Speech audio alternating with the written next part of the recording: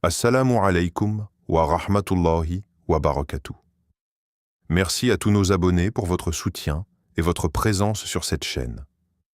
Si vous êtes nouveau ici, nous vous invitons à vous abonner pour ne rien manquer de nos vidéos inspirantes sur le Coran, les sourates, les douas et la spiritualité islamique. Qu'Allah accepte vos efforts et nous permette ensemble de grandir dans la foi et la lumière. Barakallahu fikum. La question du riba, l'usure, n'est pas simplement une règle économique dans l'islam.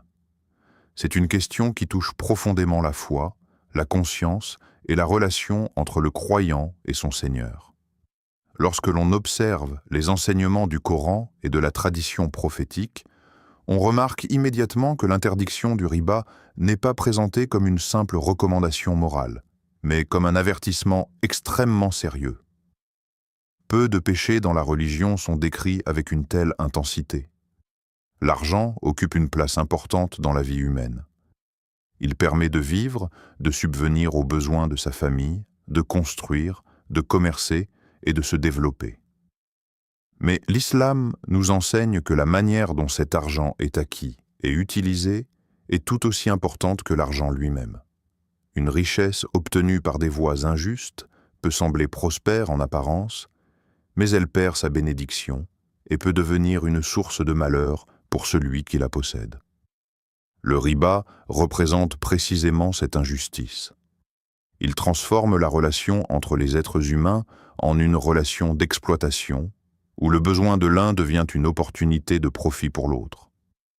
Au lieu de favoriser la compassion et l'entraide, il encourage une logique où l'argent produit de l'argent sans effort ni responsabilité. Dans cette dynamique, la société se fragilise, les inégalités s'aggravent et la solidarité disparaît progressivement. Le Coran nous met en garde avec une parole d'une force remarquable. Dans la sourate Al-Baqarah, Allah avertit les croyants avec une clarté qui ne laisse aucune ambiguïté. « Ô vous qui avez cru, craignez Allah et renoncez à ce qui reste de l'intérêt usuraire si vous êtes vraiment croyants. Et si vous ne le faites pas, alors recevez l'annonce d'une guerre de la part d'Allah et de son messager. » Sourate Al-Baqarah, de 278 à 279. Ces mots sont puissants. Ils rappellent que certaines pratiques ne sont pas seulement des erreurs individuelles, mais des transgressions qui bouleversent l'équilibre moral de la société. L'expression évoquant une guerre souligne à quel point cette pratique est grave aux yeux du Créateur. Pour le croyant, ce rappel n'est pas seulement une menace, mais une invitation à la réflexion. Il pousse chacun à examiner ses choix, ses transactions et sa manière de gérer ses biens. La foi ne se manifeste pas uniquement dans la prière ou les paroles, mais aussi dans les décisions économiques et les comportements quotidiens. Comprendre la gravité du riba, c'est comprendre que l'islam cherche à protéger l'être humain contre un système qui peut corrompre les cœurs et détruire la justice entre les hommes. C'est aussi réaliser que la véritable richesse ne réside pas dans l'accumulation, mais dans une vie remplie de bénédictions, de paix intérieure et de confiance en Allah. La question de la subsistance n'est pas seulement une question matérielle dans la vie du croyant. Elle touche directement à la spiritualité, à la sincérité du cœur et à la relation que l'on entretient avec Allah. Dans l'islam, gagner sa vie ne se limite pas à obtenir de l'argent ou à atteindre une certaine stabilité financière.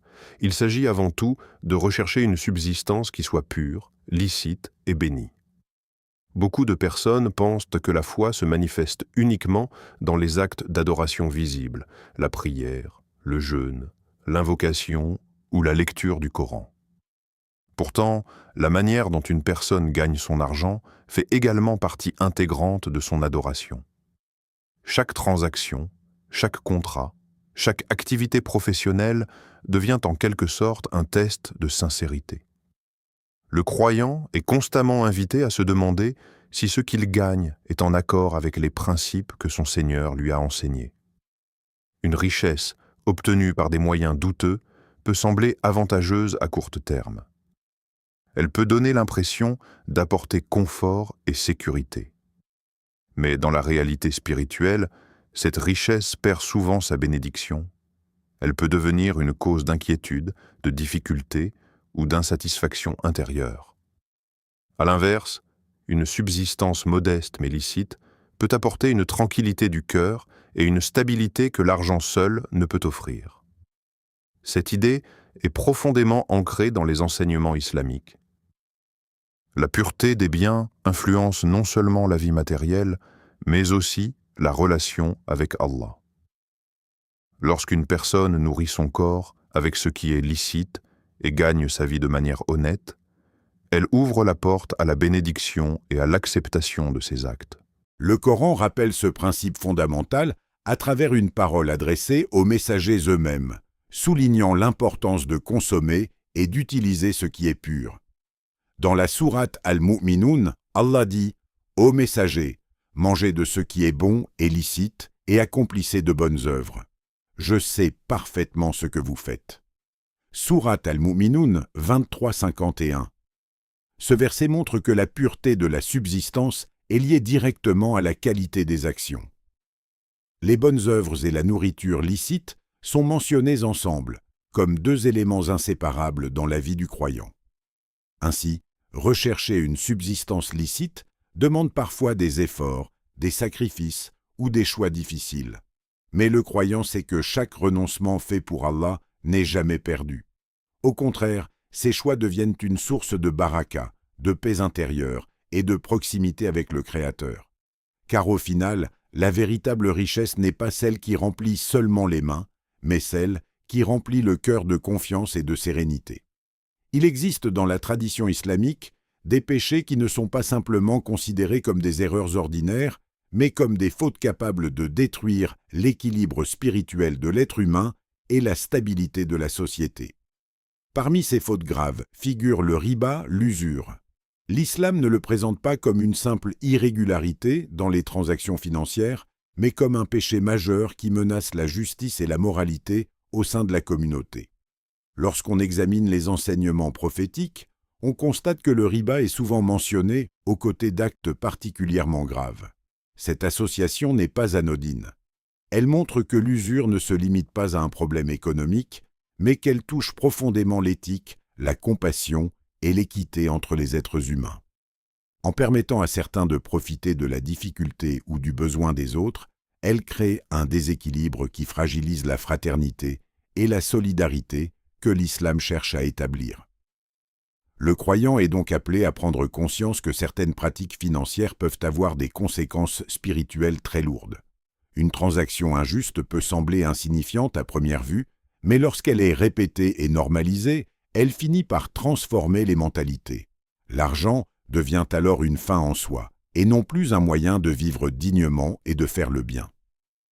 Dans les enseignements prophétiques, cette gravité est clairement soulignée. Le messager d'Allah, que la paix et le salut d'Allah soient sur lui, a averti les croyants de se tenir éloignés de certains péchés particulièrement destructeurs pour la foi et pour la société. Parmi ces péchés figure l'usure, mentionnée dans une liste qui montre son importance et son danger. Le Coran lui-même évoque les conséquences spirituelles de cette pratique en rappelant l'état de ceux qui s'y adonnent. Dans la sourate Al-Baqarah, il est dit « Ceux qui consomment l'intérêt usuraire ne se tiennent au jour de la résurrection que comme se tient celui que le diable a frappé de folie. » Cela parce qu'ils disent « Le commerce est comme l'intérêt », alors qu'Allah a rendu licite le commerce et interdit l'intérêt. Sourate Al-Baqarah 275. Ce verset met en lumière la confusion morale qui peut s'installer lorsque l'usure devient une pratique banalisée. Les limites entre le licite et l'illicite se brouillent, et ce qui était clairement interdit finit par être justifié ou normalisé. C'est pourquoi les avertissements présents dans les textes islamiques ont une sagesse profonde. Ils ne visent pas simplement à effrayer, mais à protéger la conscience des croyants et à préserver une société fondée sur la justice. En rappelant la gravité du riba, l'islam invite chacun à réfléchir à ses choix financiers et à privilégier un mode de vie basé sur l'honnêteté, l'entraide et la responsabilité envers autrui. Pour comprendre pourquoi le riba est si sévèrement condamné en islam, il est essentiel d'en saisir la définition et le principe fondamental. Derrière ce mot se cache une réalité très précise. Il s'agit d'un surplus exigé lors d'un prêt. Autrement dit, lorsqu'une personne prête une somme d'argent à quelqu'un en imposant comme condition qu'elle lui rende davantage que ce qu'elle a reçu, ce surplus constitue une forme d'usure. À première vue, cela peut sembler être une simple transaction financière. Dans de nombreuses sociétés modernes, ce mécanisme est même devenu courant et largement accepté. Pourtant, la vision de l'islam est différente, car elle ne regarde pas seulement l'aspect économique de la transaction, mais aussi ses conséquences humaines, des conséquences humaines et morales. L'islam observe la situation du débiteur. Une personne qui emprunte de l'argent est souvent dans un besoin réel, parfois dans une difficulté financière ou une situation d'urgence. Exiger un profit sur ce besoin revient alors à transformer la détresse de l'autre en opportunité de gain. C'est précisément pour éviter cette injustice que l'islam distingue clairement deux réalités, le prêt solidaire et le prêt intéressé. Dans le premier cas, une personne aide son frère ou sa sœur en lui prêtant une somme qu'il remboursera plus tard sans aucune exigence supplémentaire.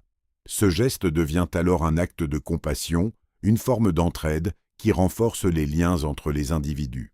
Dans le second cas, lorsque le prêteur conditionne son aide à un profit garanti, la relation se transforme. L'acte de solidarité disparaît et laisse place à une logique d'exploitation. L'islam encourage donc une société où l'aide mutuelle occupe une place centrale. Le prêt est envisagé comme un acte noble, un moyen de soutenir quelqu'un dans un moment difficile. Cette vision renforce la fraternité et rappelle que la richesse n'est pas seulement un privilège personnel, mais aussi une responsabilité envers les autres. Le Coran souligne clairement cette interdiction en établissant une distinction nette entre le commerce légitime et l'usure. Dans la sourate Al-Baqarah, Allah déclare « Ceux qui consomment l'intérêt usuraire ne se tiennent au jour de la résurrection que comme se tient celui que le diable a frappé de folie.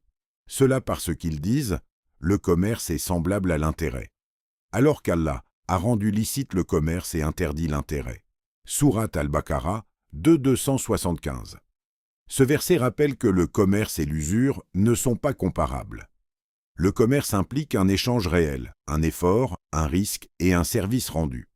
L'usure, quant à elle, garantit un profit simplement parce que quelqu'un est dans le besoin.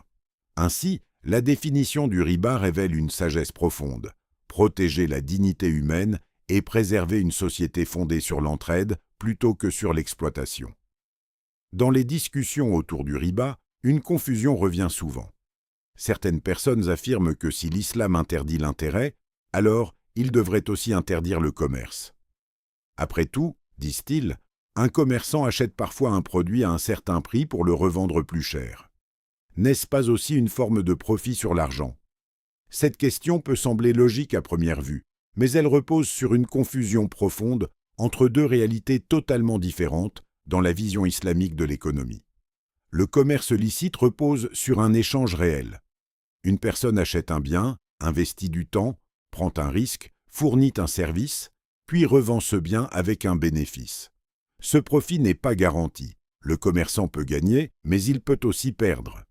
Il participe activement à l'économie en apportant un produit ou un service utile à la société. Le bénéfice devient alors une récompense pour l'effort, l'organisation et la prise de risque. L'usure, en revanche, fonctionne selon une logique complètement différente. Dans ce cas, l'argent est prêté avec la condition d'un gain supplémentaire garanti. Peu importe la situation de l'emprunteur, peu importe qu'il réussisse ou non dans ce qu'il entreprend, le prêteur réclamera toujours son surplus. Ainsi, le profit est assuré sans participation réelle à l'effort ou au risque. L'argent devient alors un outil d'accumulation automatique, déconnecté de toute contribution productive. Cette différence est fondamentale dans la vision islamique de la justice économique. Le commerce crée de la valeur, stimule les échanges et encourage l'initiative. L'usure, quant à elle, peut créer des cycles d'endettement où les plus vulnérables deviennent prisonniers de leurs dettes. Au lieu de favoriser l'entraide, elle peut transformer les relations humaines en rapports de domination financière. Le Coran aborde directement cette confusion et y répond avec une clarté remarquable. Dans la sourate Al-Baqarah, Allah mentionne l'argument de ceux qui cherchent à justifier l'intérêt. Cela parce qu'ils disent « le commerce est semblable à l'intérêt », alors qu'Allah a rendu licite le commerce et interdit l'intérêt. Sourate Al-Baqarah 2.275. Cette parole divine établit une frontière nette entre deux pratiques qui peuvent sembler similaires en apparence, mais qui diffèrent profondément dans leur nature et leurs conséquences. Ainsi, l'islam ne s'oppose pas au profit ni à l'activité économique. Au contraire, il encourage le travail, l'entrepreneuriat et le commerce honnête. Ce qu'il refuse, c'est un système où le gain est obtenu uniquement parce qu'une personne se trouve dans le besoin. La sagesse derrière cette distinction est de construire une société où la richesse circule à travers l'effort, la créativité et la justice, plutôt qu'à travers l'exploitation silencieuse des difficultés d'autrui. Dans le monde d'aujourd'hui, l'achat d'une maison à crédit avec intérêt est devenu une pratique courante. Beaucoup se demandent si, face à ce qu'ils considèrent comme une nécessité, il est permis de s'engager dans ce type de transaction. Cependant, l'islam définit la notion de nécessité de manière très précise et rigoureuse. Il ne s'agit pas de confort matériel ou de désir personnel, mais de situations où la vie, la santé ou la subsistance sont véritablement menacées. Posséder une maison, bien que cela puisse représenter la sécurité ou la stabilité, ne relève généralement pas de ce niveau extrême. D'autres alternatives, telles que la location ou le partage d'un logement, peuvent suffire pour répondre aux besoins essentiels. L'âme du croyant est appelée à une vigilance constante. La recherche du confort matériel ne doit jamais éclipser l'importance de préserver sa foi et sa proximité avec Allah. Les transactions impliquant l'intérêt sont considérées comme usure, riba, et sont strictement interdites. S'engager dans une telle voie sans nécessité réelle peut avoir des conséquences sur le plan spirituel, car l'avidité pour le confort terrestre peut détourner le cœur de la soumission sincère à Dieu. Chaque choix financier doit donc être mûrement réfléchi, en évaluant non seulement ses avantages matériels, mais aussi son impact sur l'équilibre spirituel et la conscience religieuse. Le croyant est invité à développer la patience et la confiance dans les moyens licites qu'Allah met à sa disposition. Même si la possession d'une maison semble urgente ou pressante, la sagesse réside à considérer toutes les alternatives et à ne pas céder à la facilité du crédit avec intérêt. Cette prudence est une forme d'adoration et de respect de la guidance divine. Comme le rappelle le Coran, « Ô les croyants, ne dévorez pas vos biens entre vous illicitement, mais qu'il y ait commerce licite d'un commun accord. » Sourate An-Nisa 29. Ce verset nous enseigne que chaque transaction doit être guidée par la justice et le consentement, en évitant tout élément d'exploitation ou d'usure. La maison, bien qu'importante, ne justifie pas de transgresser ces principes. Le véritable confort réside dans la tranquillité de l'âme et la sérénité que procure l'obéissance à Allah. Le choix de la prudence financière, même au prix d'un certain inconfort matériel temporaire, renforce la foi et protège l'avenir spirituel du croyant. L'usure, ou riba, ne se limite pas à l'individu qui reçoit un profit injuste. Dans la perspective islamique, chaque personne qui participe à une transaction fondée sur l'intérêt est tenue responsable. Cela ne se limite pas à l'emprunteur ou au prêteur. Ceux qui rédigent, signent ou facilitent le contrat sont également impliqués dans cette action interdite. L'éthique islamique souligne que soutenir une injustice, même indirectement, est un acte lourd de conséquences pour l'âme. La foi ne se limite pas à la pratique personnelle. Elle se manifeste dans la façon dont nous contribuons à la société, en évitant d'être complices de ce qui est immoral. Chaque croyant est donc appelé à une conscience aiguë de ses actes et de leurs implications. Participer à une transaction basée sur l'usure, même par simple facilitation administrative, revient à aider un autre à transgresser la loi divine. L'islam insiste sur la responsabilité collective. La société prospère lorsque chacun veille à la justice, à l'équité et au respect des règles divines. Ignorer ce principe peut non seulement nuire à la vie spirituelle de l'individu, mais aussi créer un déséquilibre moral et économique au sein de la communauté. La vigilance et la prudence sont essentielles. Avant de s'engager dans une quelconque transaction financière, il est nécessaire d'évaluer non seulement le bénéfice immédiat, mais aussi l'impact spirituel et social. Chaque action compte. Encourager, faciliter ou rester silencieux face à l'injustice renforce sa présence dans la société et peut éloigner le croyant de la voie de l'obéissance sincère. Comme le rappelle Allah dans le Coran, « Ne mangez pas vos biens entre vous injustement, et ne les offrez pas aux juges pour les manger d'une manière pécheresse, alors que vous savez. » Sourate Al-Baqarah, 188. Ce verset met en lumière l'importance de la vigilance dans chaque action financière et la responsabilité qui incombe à chacun. La complicité, même passive, dans des transactions injustes, est une entrave à la pureté du cœur et à la justice sociale. Promouvoir la transparence et la légalité dans chaque échange devient ainsi une forme d'adoration et un moyen de renforcer l'intégrité spirituelle. La foi se manifeste aussi dans la manière dont nous refusons de soutenir l'injustice et encourageons ce qui est droit, pur et conforme aux enseignements d'Allah. Dans le contexte moderne, il arrive souvent que des intérêts soient automatiquement crédités sur un compte bancaire sans que le titulaire ne les ait recherchés activement. Pour le croyant, ces sommes sont considérées comme riba, donc interdites, et ne doivent pas être utilisées pour son bénéfice personnel. La tradition islamique ne condamne pas seulement l'action de recevoir l'intérêt, mais elle propose également une méthode concrète pour se libérer de ce bien impur. La solution consiste à se débarrasser de cet argent en le donnant aux nécessiteux ou en le consacrant à des causes d'intérêt général. Ce geste n'est pas une recherche de récompense spirituelle, mais un acte de purification du patrimoine, permettant aux croyants de se séparer de ce qui est interdit et de préserver l'intégrité de sa foi. Cette pratique met en lumière un principe fondamental. L'argent acquis par des moyens douteux ou injustes ne doit jamais devenir une source de profit personnel. L'âme du croyant reste ainsi protégée et sa conscience demeure pure face aux tentations matérielles. Donner cet argent à des causes nobles transforme ce qui est impur en un acte bénéfique pour la communauté, tout en renforçant la cohésion sociale et en aidant ceux qui sont dans le besoin. Cette approche illustre l'importance accordée à la purification des biens dans la vie du croyant, un rappel que la vraie richesse ne réside pas dans l'accumulation matérielle, mais dans la pureté des moyens et la sincérité du cœur. Allah nous guide dans ses principes et nous met en garde contre l'exploitation injuste. Ceux qui mangent de l'usure ne se tiennent pas debout, sauf comme se tient celui que le toucher de Satan a bouleversé. Cela parce qu'ils disent « le commerce est comme l'usure ». Mais Allah a permis le commerce et interdit l'usure. Sourate Al-Baqarah 275.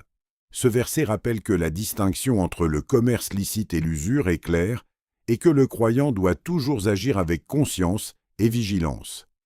Même lorsque l'argent interdit tombe entre ses mains sans effort personnel, il doit choisir la voie de la droiture. En donnant ses intérêts aux causes justes, il transforme ce qui est impur en un moyen de service, tout en préservant sa foi et son intégrité. La pureté des biens devient ainsi un instrument de méditation et de rapprochement avec Allah, et chaque geste de détachement des profits illicites devient un témoignage vivant de l'obéissance et de la sagesse spirituelle.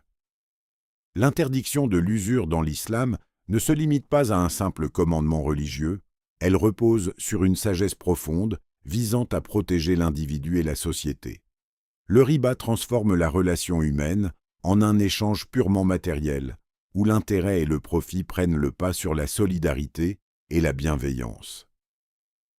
Lorsque l'argent circule selon l'usure, il tend à concentrer la richesse entre les mains de quelques-uns, au détriment de ceux qui sont contraints de s'endetter. Cette dynamique fragilise le tissu social et creuse les inégalités, sapant la justice et l'harmonie communautaire. Les dettes à long terme liées au riba imposent une pression constante sur le débiteur. Le stress psychologique et la dépendance financière deviennent des compagnons permanents, empêchant l'âme de trouver paix et sérénité. La tranquillité spirituelle se trouve alors compromise, car le cœur du croyant est tiré entre la nécessité matérielle et l'éthique divine. En ce sens, l'islam encourage à rechercher des solutions économiques justes et équitables, afin que chaque individu puisse vivre dignement sans sacrifier sa foi ni sa conscience. Le riba ne nuit pas seulement à l'individu, mais également à la société entière. Il fragilise les liens humains et crée une compétition injuste où la compassion et l'entraide sont remplacées par l'exploitation et la peur de l'endettement. L'islam propose une alternative, une économie basée sur le partage, la coopération et la justice, où les transactions respectent la morale et la dignité de tous. La prospérité d'une communauté se mesure alors non seulement par ses richesses matérielles, mais surtout par la qualité de ses relations humaines et l'équilibre de ses structures sociales. Le Coran met en garde contre les effets destructeurs de l'usure et souligne l'importance de l'équité. Ceux qui consomment l'usure ne se tiennent debout qu'au moment du jugement, comme se tient celui que Satan a fait tomber par sa possession. Cela parce qu'ils disent « le commerce est comme l'usure ». Mais Allah a permis le commerce et interdit l'usure. Sourate Al-Baqarah, 275. Ce verset illustre que l'islam ne cherche pas seulement à réguler les transactions financières, mais aussi à préserver l'âme et la société. Le riba, en dégradant l'éthique et en accentuant les inégalités, éloigne l'homme de la justice et de la paix intérieure.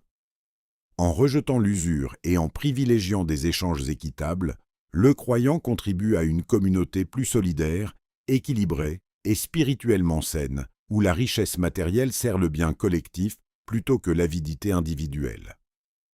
L'usure, ou riba, est considérée comme un péché grave dans l'islam, mais elle ne ferme jamais les portes de la miséricorde divine.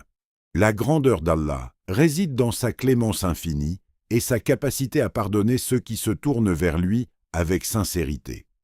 Même le croyant qui a participé à des transactions interdites ou profité de l'intérêt peut retrouver la paix de l'âme et la pureté de son cœur s'il entreprend un vrai repentir. Le repentir n'est pas seulement un acte verbal, il nécessite de reconnaître pleinement la faute, de ressentir un regret profond et de prendre la ferme résolution de ne plus y revenir. Le processus de retour à Allah est aussi un chemin de transformation intérieure.